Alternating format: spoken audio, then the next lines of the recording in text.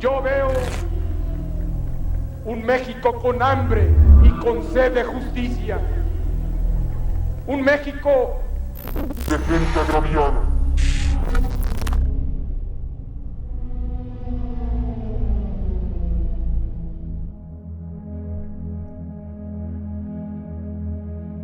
Entrevista a la madre sobre la justicia hacia los responsables. Pero sí se lo digo a todo el sistema de impartición de justicia de nuestro país. No debió ser 10 años después. Debió de ser hace 5, 6, 7 años atrás. ¿Por qué tanto? El 5 de febrero de 2015, en el municipio de Lerma del Estado de México, Fátima Barinia Quintana, una estudiante de 12 años de edad, salió de la escuela con la intención de regresar a casa. Pero durante el trayecto fue interceptada por 3 vecinos de la misma comunidad. 2 adultos y un adolescente de 17 años, que la sometieron y la llevaron a un paraje cercano lejos de cualquier posible testigo. Esa es la casa de los Atay de Reyes. Desde el primer momento ellos vieron a Fátima cuando entró aquí, en la vereda, cuando ella iba caminando hacia allá, ellos todo el tiempo tuvieron a Fátima a la vista. Me paro exactamente aquí. Misael estaba sentado en el reposabrazos del sillón ahí. Y yo me paro y le pregunto, Misael, ¿no viste pasar a Fátima? Y él me contesta que no. En ese momento escuchó ruido de la ventanita. Y se asoma su hermano Luis Ángel Atay de Reyes y le pregunto, Luis Ángel, ¿tú no viste pasar a Fátima? Y me dice, no. Le pregunto a Salma, que si no había visto a Fátima, que si no se vino con ella en el autobús. Salma me contesta, sí, puedes venir a decirme en dónde viste a Fátima por última vez. Entonces Salma les dice, claro que sí, Luis Ángel y Misael, ¿por qué le están diciendo a la señora Lore que no vieron a Fátima? Si cuando yo iba en el poste, volteé y ustedes, tú Luis Ángel, tú Misael, estaban aquí en el barandal de herrería silbando hacia donde venía Fátima. Allí fue víctima de agresiones físicas y sexuales hasta que finalmente la asesinaron a pedradas. Su cuerpo fue ocultado en un canal de riego seco, cubierto con ramas, maleza, piedras y una llanta que ayudaría a que se camufle con el ambiente desolado. Esa misma tarde su familia notó que no volvía de la escuela, y comenzó la búsqueda con la esperanza de encontrarla sana y salva. Primero entre vecinos y después con ayuda de las autoridades locales. El hallazgo de su cuerpo ocurrió poco después en ese paraje, y el dictamen forense confirmó la violencia con la que le atacaron. A 5 metros aproximadamente, encontré la sudadera de mi hija y encontré un cuchillo con sangre. Veo salir al tercer sujeto corriendo. En ese momento él traía un pantalón de mezclilla tipo cholo y unas chanclitas de meter. Yo lo veo correr y en ese momento ya no me cabía la menor duda de que ellos habían tenido que ver en la desaparición de mi hija. Veo salir a Misael con la mochila de Fátima en las manos. Yo traté de detenerlo, pero él me aventó con la mochila. Yo vine hacia atrás con esta cerquita, me caí, ya no los encontré, ya no los vi. Eso destruyó por completo a la familia. Y por desgracia para ellos, apenas estaban por empezar una larga serie de injusticias cometidas por el sistema judicial, que debía protegerlos. La noticia se difundió y provocó indignación en la comunidad. Con ello hicieron presión para que nada quedara sin resolver. La policía inició operativos, y en los días siguientes detuvieron a los 3 implicados. Entre ellos se encontraba José Juan Hernández Tecruceño, cuyo rostro ha sido el más expuesto de los responsables. En los primeros juicios los adultos recibieron largas condenas de prisión, mientras que el más joven fue sancionado con una medida de internamiento de alrededor de 5 años. Lo que quiere decir que a día de hoy, el sujeto se encuentra libre por las calles a pesar de sus crímenes atroces. Durante el proceso judicial la familia de Fátima enfrentó no solo la pérdida, sino también amenazas de muerte y hostigamiento, obligándolos a desplazarse de su casa como si fueran los responsables y no las víctimas. Con el paso de los años la madre de Fátima, Lorena Gutiérrez, se convirtió en una activista que luchaba por los derechos de los más vulnerables. Señaló públicamente las irregularidades en el proceso, denunció la falta de protección para su familia, y acompañó casos de otras personas con circunstancias similares. Sin embargo, la violencia siguió afectando a su entorno. En noviembre de 2020, su hijo Daniel Emiliano, de 16 años, falleció. Estaba bajo medidas de cuidado policial, pero cuando enfermó fue trasladado entre hospitales sin recibir atención adecuada. La familia denunció negligencia médica y sostuvo que la muerte de Daniel fue consecuencia indirecta del feminicidio de Fátima, y de la desatención institucional. Después de múltiples recursos legales y años de insistencia, el caso llegó a la Suprema Corte de Justicia de la Nación. El 14 de mayo de 2025, la primera sala resolvió por unanimidad conceder un amparo a los padres de Fátima. La resolución fue clara: no bastaba con castigar a los responsables, también debía reconocerse el daño material, psicológico y social causado a la familia. Desde su desaparición y asesinato en 2015, hasta el fallo de la Corte en 2025, transcurrieron 10 años de dolor, amenazas, desplazamiento y abandono institucional, lo que resultó en que una madre perdiera a 2 de sus hijos. El caso de Fátima Quintero fue el inicio de mi búsqueda hacia aquellos acontecimientos y crímenes más perturbadores en la historia de México. Por eso quise darle mayor protagonismo al inicio del video.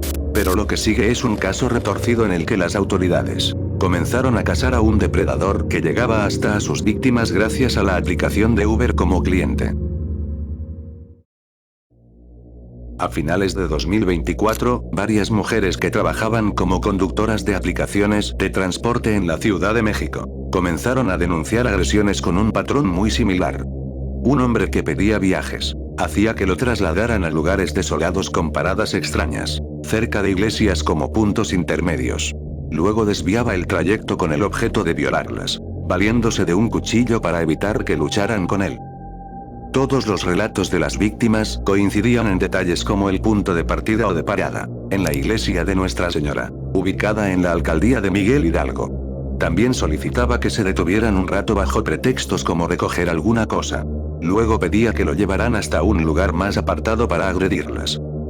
Entre los abusos sexuales les acercaba al rostro su cuchillo, insultaba y golpeaba para al final llevarse sus pertenencias. En uno de los casos una conductora dijo que le robaron 900 pesos, su monedero y varias joyas. Se reportaron al menos 4 denuncias oficiales entre septiembre de 2024 y enero de 2025, vinculadas con el mismo modus operandi.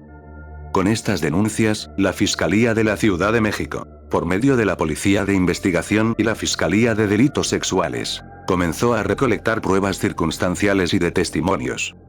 Todas apuntaban a descripciones físicas y comportamientos del agresor que podían ayudar a capturarlo. Es ahí que salió su primer retrato hablado, y posteriormente sería afinado gracias al aporte de más información de las víctimas de los incidentes. Así que ya tenían varias cosas claras.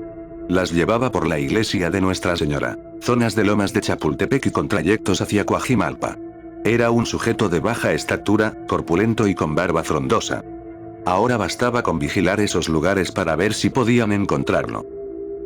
22 de febrero de 2025, la Policía de Investigación observa a alguien parecido al sospechoso, subiendo a una unidad de taxi que había pedido gracias a una aplicación. No tienen algo para capturarle, con lo que hacen una aparente inspección de rutina, y le encuentran varias sustancias ilegales que afectan al sistema nervioso. Eran enervantes. Esto les da una justificación para detenerlo y empezar a direccionar las acusaciones hacia sus crímenes contra conductoras, gracias a una prisión preventiva. Se dice que él se identificaba como santero, una religión que mezcla elementos del catolicismo con creencias africanas. Cosa que algunas conductoras señalaron que lo mencionó mientras conversaban durante el trayecto. Varias víctimas siguen esperando ser llamadas ante la fiscalía para que sus denuncias se sumen. Se han registrado más crímenes similares en el país. El número de mujeres afectadas no se puede estimar. El 24 de marzo de 2025, en el barrio privado Real de Hermosillo, Sonora, 3 menores de 15 y 17 años rodearon a un joven en plena calle. Uno lo apuntó con una pistola en la cabeza, otro blandió un machete y el tercero un cuchillo. Danos todo o te cortamos. Exigieron mientras grababan con un celular. El video, publicado en X esa misma noche, acumuló más de 8 millones de vistas en horas.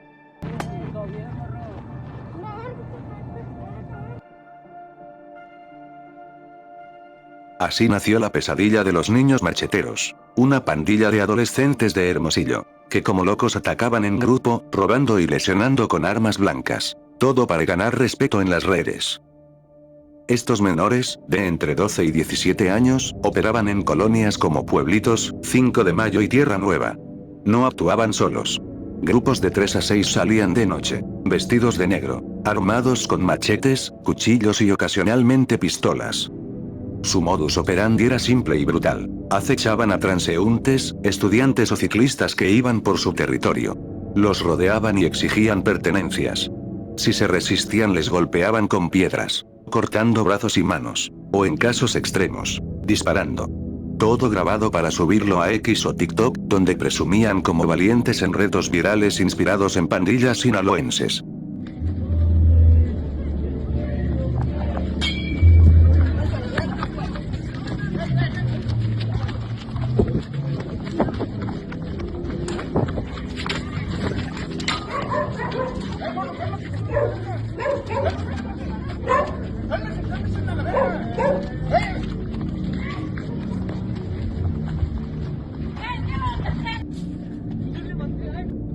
¡Ya, pendejo!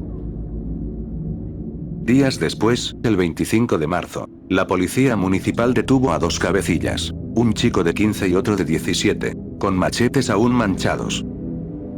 En una semana al menos 4 crímenes fueron confirmados. Un asesinato a machetazos el 5 de mayo, donde la víctima de 20 años murió desangrado. Otro a balazos en Tierra Nueva, un ataque con piedras que dejó a un ciclista con fracturas craneales, y una batalla pandillera con múltiples heridos. Para muchos ellos merecían una segunda oportunidad, con la razón de que fueron jóvenes manipulados y abandonados por la sociedad.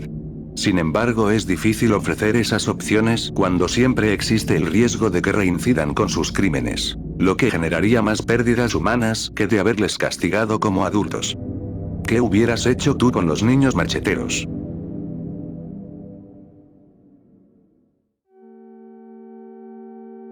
La noche del 9 de febrero de 2020, en un departamento de la colonia Vallejo, una discusión por alcohol desató el horror.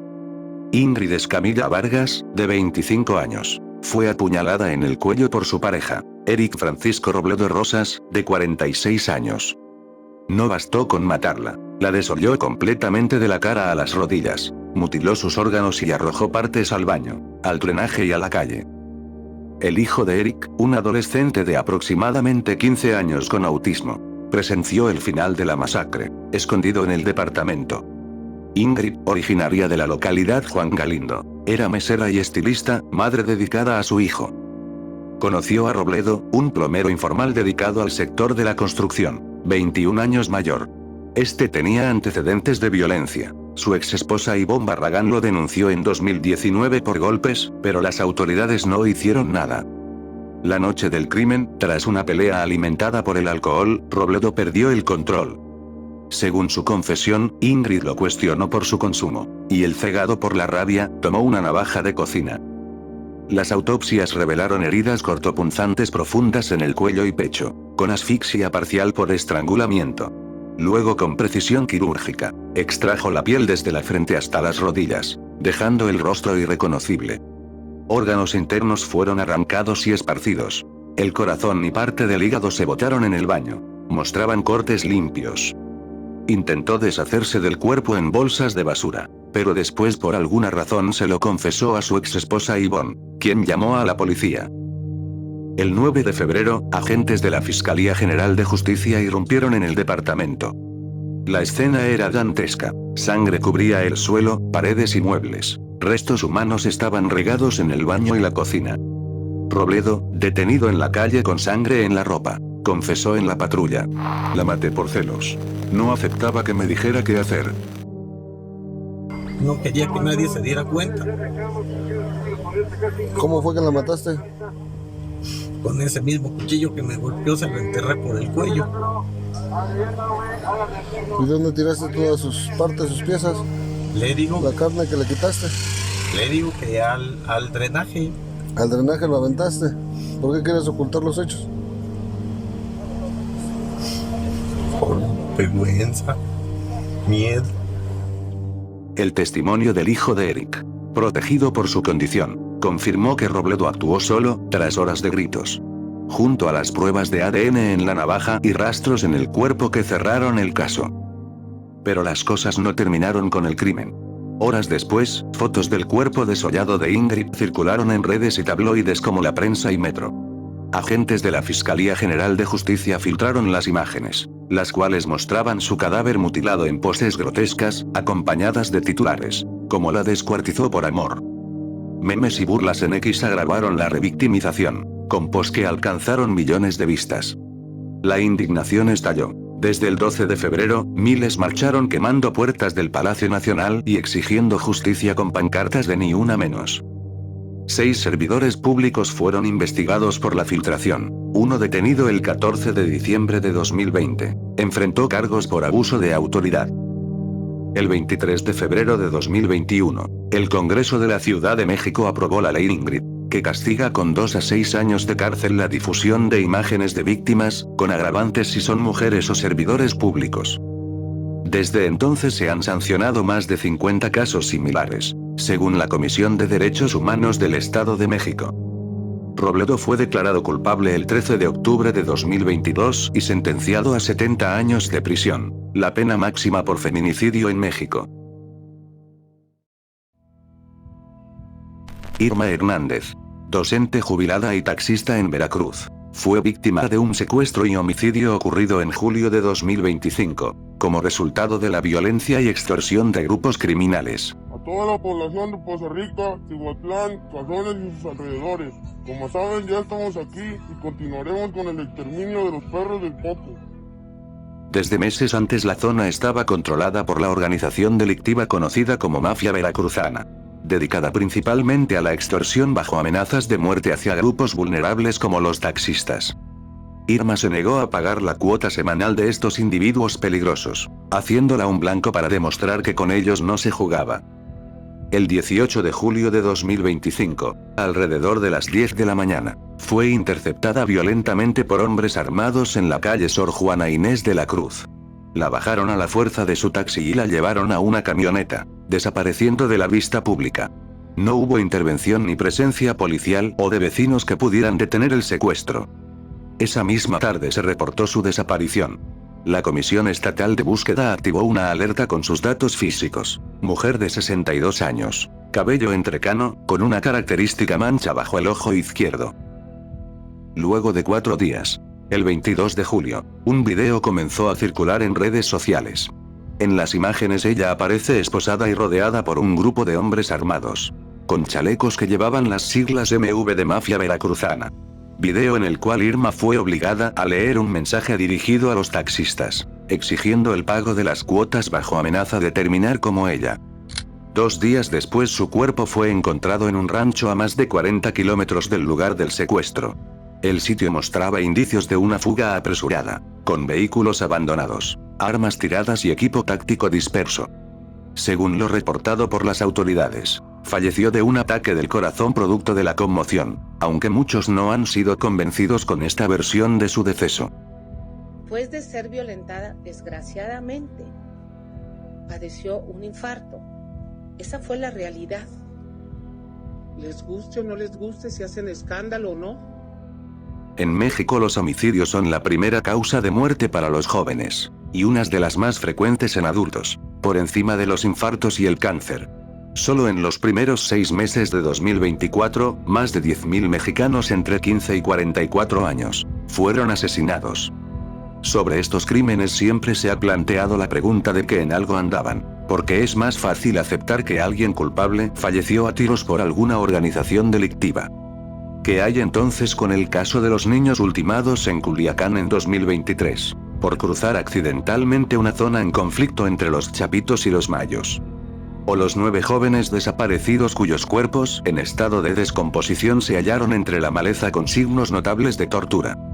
Solo uno de ellos pudo sobrevivir al infierno. En su declaración, la sobreviviente acusó que policías de Huatulco participaron en esta presunta masacre. Presuntamente fue devorado por tiburones y por fauna marina. Alejandro Cortés González te salvó la vida en Cancún. Le debes la vida malagradecida y que no se te olvide su nombre, mucho menos su acto. Fui víctima de las fake news, mi gente. En un momento me dejé llevar por la rabia ante las acusaciones que circulan sobre Lyric Dorsey.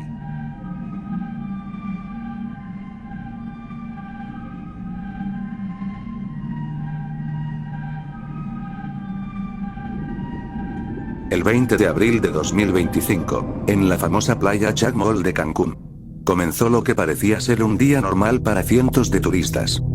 Entre ellos se encontraba Alejandro Cortés González, un joven estadounidense de 20 años, estudiante del tercer año en el College for Creative Studies, una universidad especializada en arte y diseño ubicada en Detroit.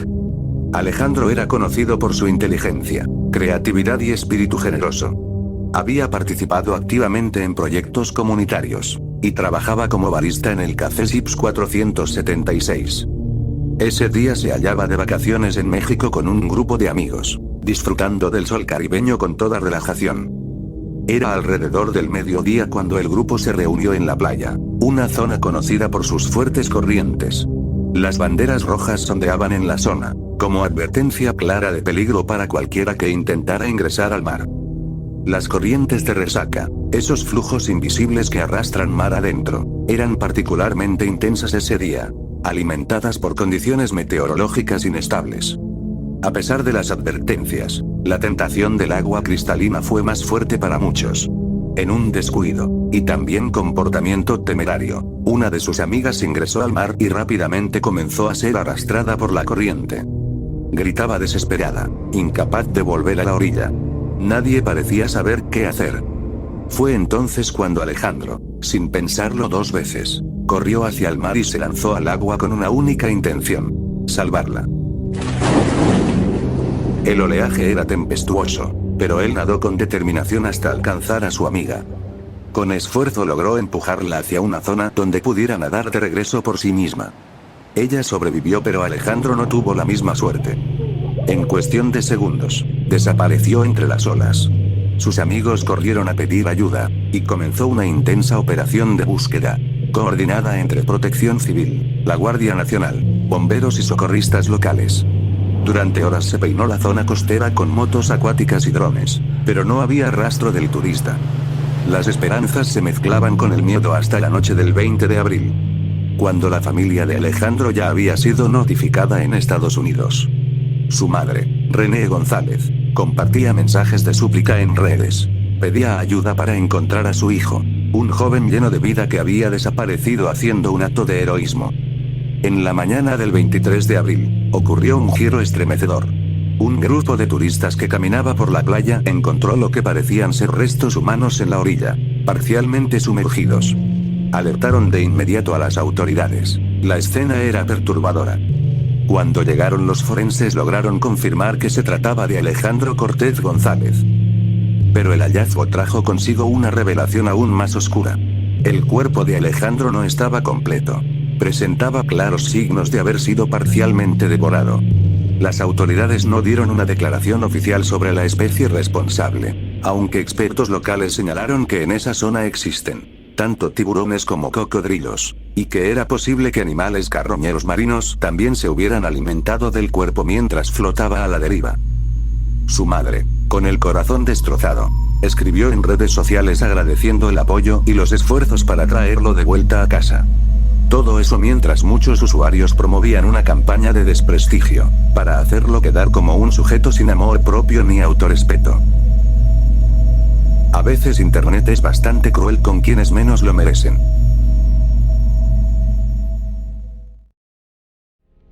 El 9 de septiembre de 2019, a las 10 de la mañana, en una calle de Oaxaca, María Elena Ríos Ortiz, de 26 años, caminaba con su madre cuando un hombre se acercó con una cubeta de 2 litros de ácido sulfúrico. «Muere, maldita, hasta aquí llegaste», gritó mientras vertía el líquido sobre su rostro, pecho, brazos y piernas. La saxofonista mixteca cayó gritando, con la piel disolviéndose al instante, mientras su madre, de 57 años, resultó quemada en manos y brazos al intentar ayudarla. El agresor, Rubicel Núñez, huyó de la escena, dejando a María Elena en un charco de carne quemada, con el 80% de su cuerpo destrozado por necrosis. María Elena, nacida en 1993 en Santo Domingo, en Oaxaca, era profesora de música y miembro de la banda Son Mixteco. Desde los 9 años, el saxofón era su vida. En 2017 comenzó una relación extramarital con Juan Antonio Vera Carrizal, un empresario gasolinero y exdiputado priista de 60 años, con quien trabajó en la oficina de prensa del PRI Oaxaca.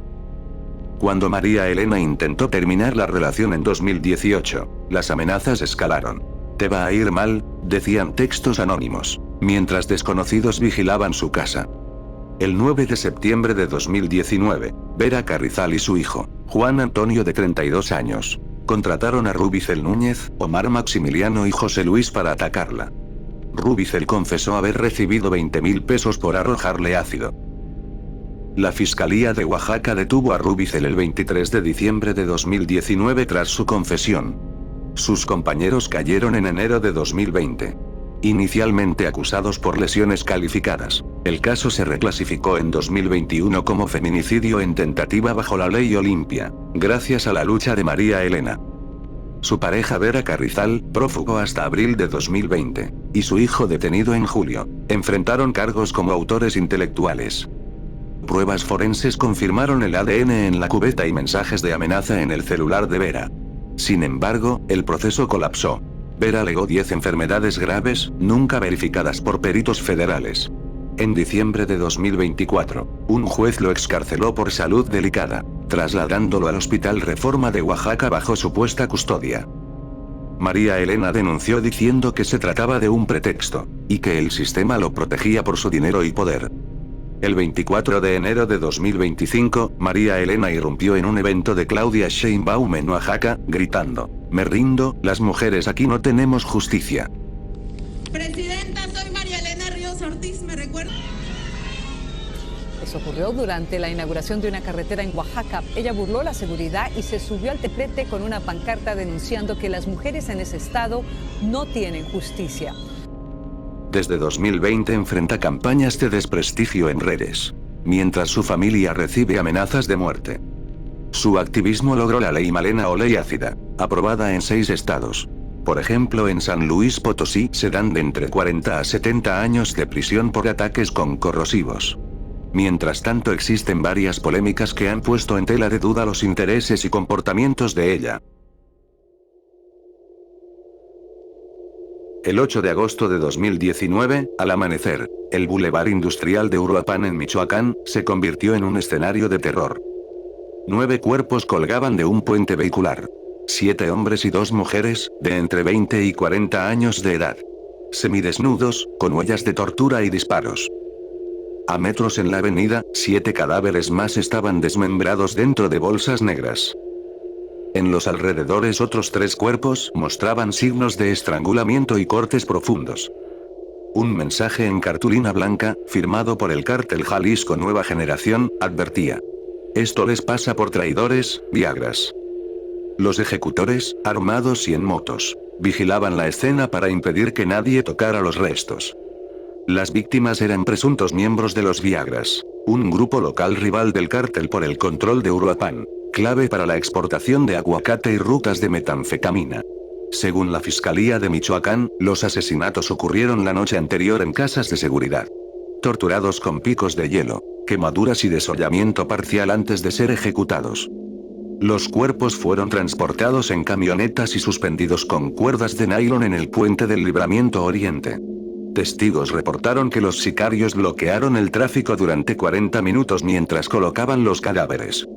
Las autopsias revelaron asfixia por ahorcamiento en los colgados, y heridas por arma blanca en los desmembrados, con signos de castración en 3 hombres. El cártel Jalisco Nueva Generación, liderado por Nemesio Oseguera, alias El Mencho, usó el puente como mensaje público. La escena fue fotografiada y viralizada en redes, generando pánico en Uruapan. Vecinos cerraron comercios y las escuelas suspendieron clases. Este horror no fue el primero en Uruapan. El 6 de septiembre de 2006, en la discoteca Sol y Sombra, 5 cabezas humanas rodaron por la pista de baile a las 22 horas. Eran ronderos rurales ligados a los Zetas. Un cartel decía: la familia no mata por dinero, mata por justicia.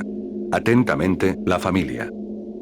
Fue el debut público de la familia michoacana, liderada por Nazario Moreno, alias El Chayo, quien se presentaba como redentor evangélico mientras traficaba cristal. Las cabezas fueron cortadas con machete mientras seguían con vida. Los cuerpos nunca aparecieron. Michoacán registró 1.200 homicidios en 2019, según INEGI. México acumuló 250.000 asesinatos desde 2006, con una impunidad del 90%. Es por ello que los Viagras y el cártel Jalisco Nueva Generación siguen peleando, sin nadie que pueda detener sus atrocidades.